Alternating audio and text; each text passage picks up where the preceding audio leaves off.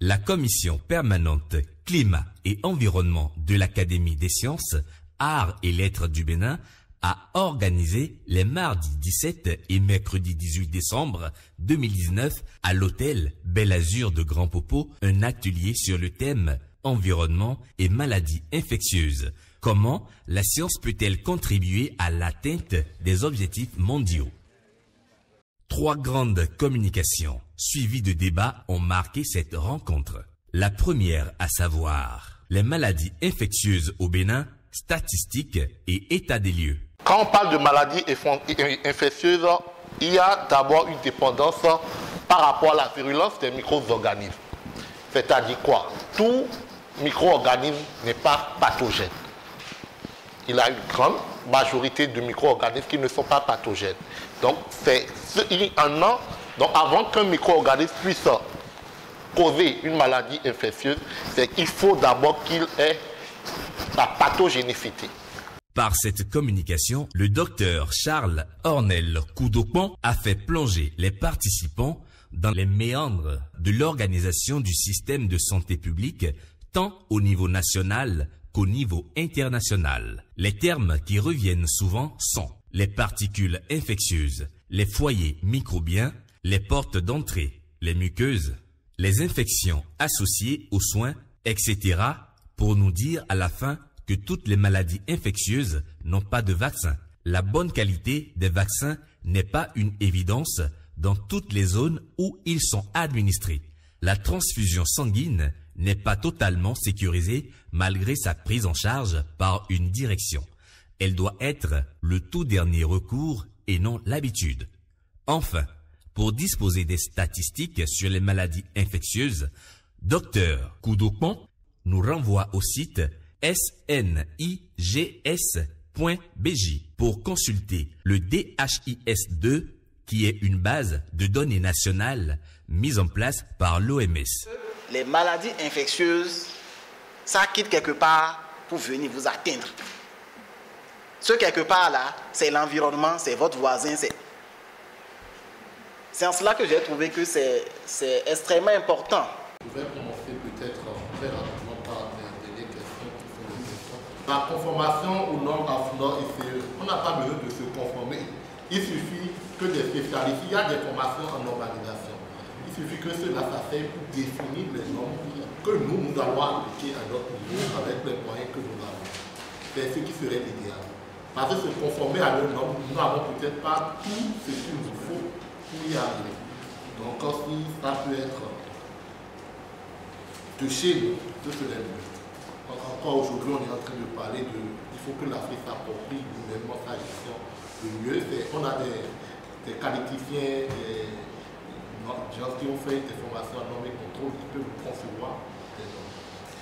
La deuxième communication, celle du professeur Albert Ronlonkou, porte sur le thème analyse bénéfice-coût des méthodes de lutte contre les maladies infectieuses dues à l'environnement. On estime également qu'en Afrique, 80% des maladies infectieuses proviennent de l'environnement. Un pourcentage très largement au-dessus des statistiques des pays en développement. Et puis au Bénin, sur la période de 2009 à 2014, les taux de prévalence du paludisme, la diarrhée et les infections respiratoires sont respectivement de 39,7%, 3% et 12,4%. Ce sont des statistiques que nous allons essayer de comparer aux statistiques de tout à l'heure pour voir si nous sommes dans le vrai. Un environnement insalubre est la cause de plusieurs maladies infectieuses endémiques comme le paludisme, le choléra, la diarrhée, le rhume, etc. Au Bénin, les taux de prévalence du paludisme, de la diarrhée et des infections respiratoires sont respectivement estimés à 39,7%, 3% et 12,4%. Et 3 méthodes sont disponibles pour lutter contre ces maladies. Le maintien d'un environnement sain, la vaccination et le traitement des maladies. Ces 3 méthodes ont été soumises à l'analyse coût-bénéfice et les résultats ont montré qu'il faut combiner les 3. Quand on entre dans le processus de traitement, il y a des coûts. Maintenant, le coût ne concerne pas seulement l'individu, mais aussi ceux qui sont liés à son environnement. Je ne sais pas si vous avez pensé à cet aspect de la chose. Parce que si c'est un père de famille, et si il a sa femme qui doit peut-être laisser le travail, l'absence au travail va enclencher, si c'est un travail libéral, vous voyez l'idée. Donc l'effet que ça pourrait aussi avoir sur tout le... Bon, comme je n'ai pas perçu ça dans le développement bénéfice-coût, donc est-ce que vous avez pris cet aspect en compte? Effectivement, quand on veut calculer le coût de la maladie, on tient compte généralement de 5 éléments. Il y a effectivement les médicaments dont vous avez parlé. Il faut acheter les médicaments pour soigner. Il y a l'hospitalisation, c'est-à-dire les frais d'hospitalisation, il faut les payer. Il y a le coût d'opportunité du temps. Si vous n'étiez pas malade, vous allez travailler pour gagner de l'argent. Ce que vous perdez en restant au lit, en étant malade. Il y a le coût d'opportunité du temps. Et puis, il y a les aides malades, dont il faut calculer le coût d'opportunité aussi. Et cela fait partie du revenu du ménage, en fait. Évidemment, s'il y a beaucoup de gens qui viennent plus que prévu, bon, l'économiste ne va pas prendre tout le monde en compte. C'est le nécessaire dont vous avez besoin qui vont rester avec vous. Et le dernier élément qu'on essaie de prendre en compte, mais ça dépend des méthodes qu'on utilise, c'est le coût psychologique. La troisième et dernière communication a été présentée par l'académicien, le professeur Michel Boko, sur le thème environnement climatique et santé publique en Afrique et au Bénin.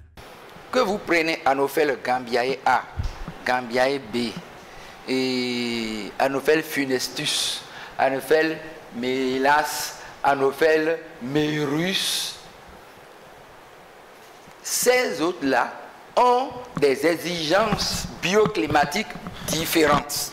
Le professeur a commencé par indiquer qu'en 2010, il y avait entre 429 000 et 772 000 décès dus à la malaria en Afrique. Les taux de prédominance des maladies parasitaires chez les enfants d'âge de moins de 5 ans sont les plus élevés chez les populations pauvres et surtout dans les milieux ruraux. De 3,6 millions de décès annuels d'enfants en Afrique, 11% sont dus aux maladies diarrhéiques. Et, pour conclure, le professeur Boko signale que les déterminants de ces décès comprennent l'inadéquation des ressources humaines et financières, l'inadéquation des services de santé publique et des systèmes de santé, l'accès insuffisant à l'eau potable, à l'assainissement, l'insécurité alimentaire et la faible gouvernance. Nous avons relevé quelques recommandations. Il s'agit, premièrement, de sensibiliser les populations agricoles et les acteurs du développement rural sur les aptitudes agroclimatiques de chaque région du Bénin, en mettant surtout l'accent sur les facteurs non agricoles susceptibles d'être défavorables à l'économie rurale. Les discussions en panel et dans les travaux en groupe ont permis de dégager les facteurs environnementaux qui sont de deux ordres. Climatique, les précipitations, la température, l'humidité, la pollution de l'air, les masses d'eau, la nature, la qualité du sol, le couvert végétal, la topographie, etc. et humain. Habitudes culturelles, les modes de vie, les activités de production, agriculture, élevage, pêche, artisanat, la mauvaise gestion des déchets, notamment les déchets biomédicaux et des eaux usées domestiques, etc. Le tableau 2 présente les facteurs environnementaux, les insuffisances, difficultés et actions. Donc ici, on s'accentue sur les difficultés, actions et insuffisances identifiées pour chaque facteur.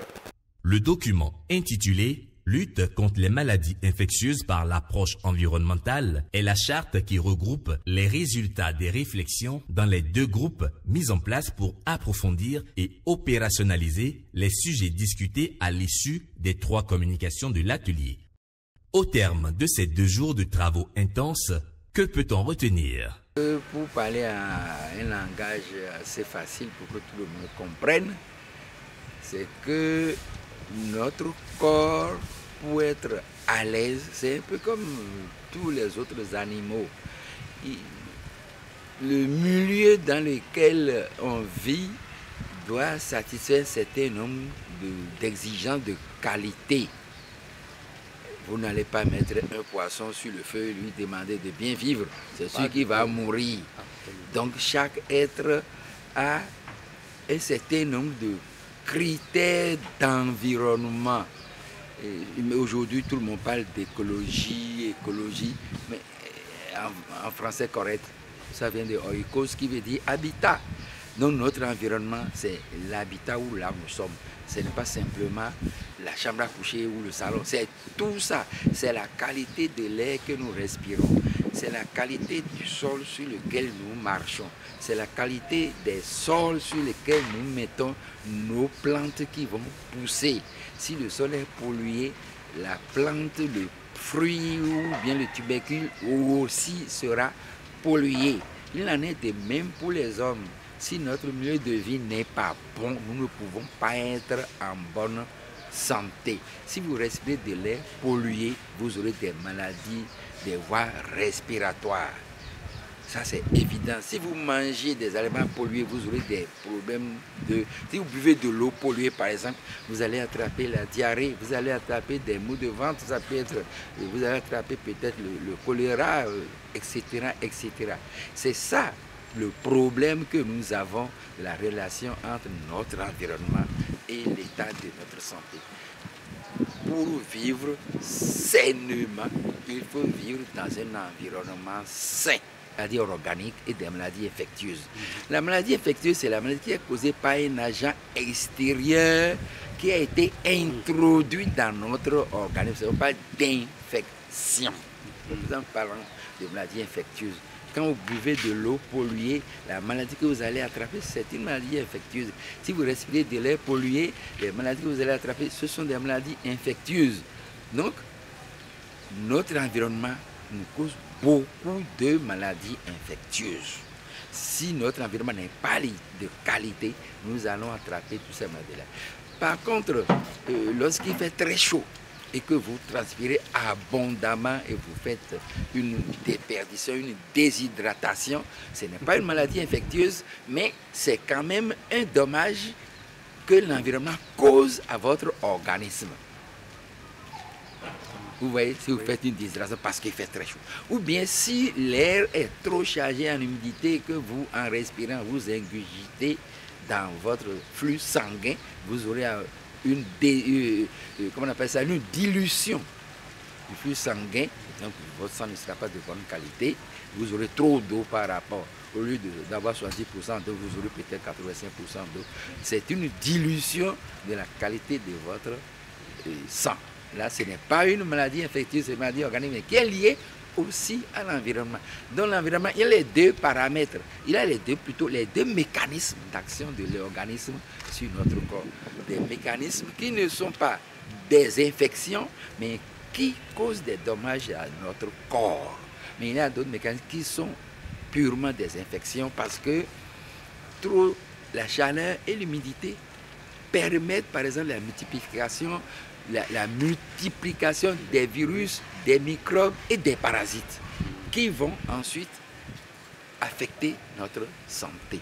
Le médecin ferait mieux de soigner l'environnement au lieu de soigner la maladie.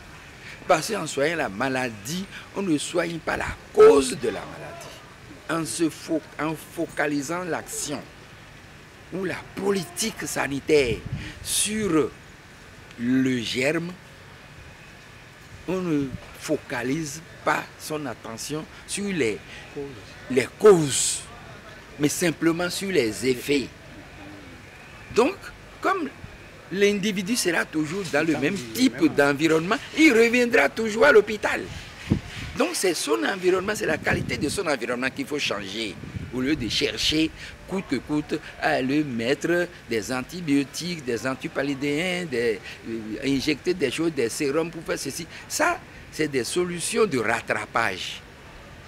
Mais il vaut mieux aller soigner les causes profondes, et les causes profondes se trouvent dans notre environnement, dans ce que nous mangeons, dans l'air que nous respirons, dans l'eau que nous buvons. Alors, promouvoir des formations pluridisciplinaires.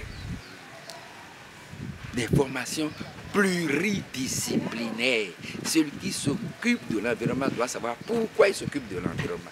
Celui qui s'occupe de la santé de l'homme doit savoir pourquoi il s'occupe de la santé de l'homme et qu'est-ce qu'il doit faire. Le but final de la médecine, ce n'est pas de soigner, c'est d'empêcher la maladie.